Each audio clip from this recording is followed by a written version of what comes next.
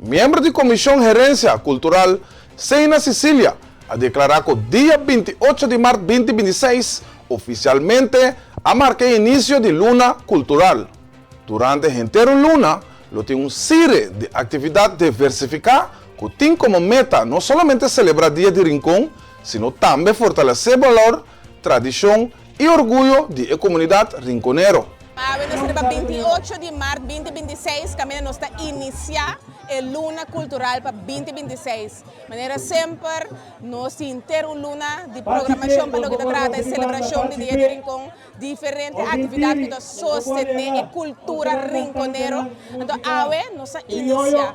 E banda na cada esquina de Rincón, a sala fora na esquina, cada encontra outro meme para sermos presentes e mecha e assim iniciar nossa Luna Cultural.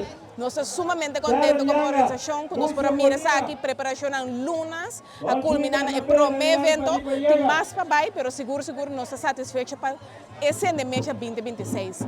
Também, junto com isso, nós iniciamos nos Palimama, que é nossa obra de arte, que representa a família de Rincón, toda diferente família, um palo real, que está aqui no dinheiro, assim, que toda a família de Rincón, colocada em para assim, nós podemos mostrar a união de família aqui de Rincón.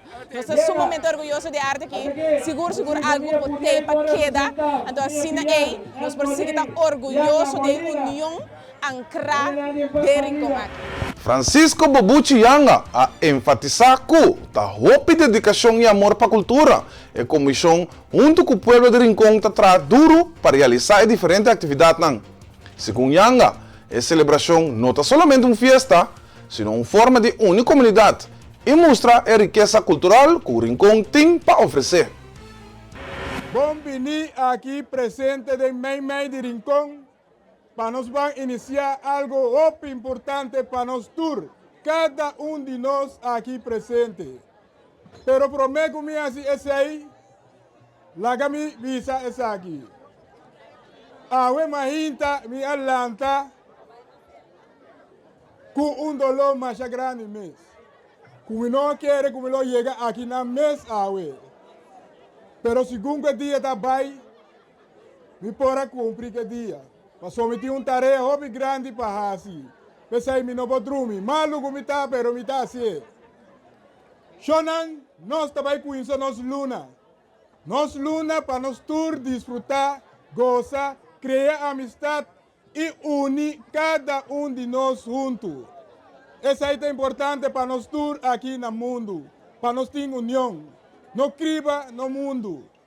Vamos unir, demonstrar o mundo aí fora. Que não se que viva, não se que unir, não se que logra do mundo aqui. Pues, não que vai muito largo, pero me quero desejar você na tour.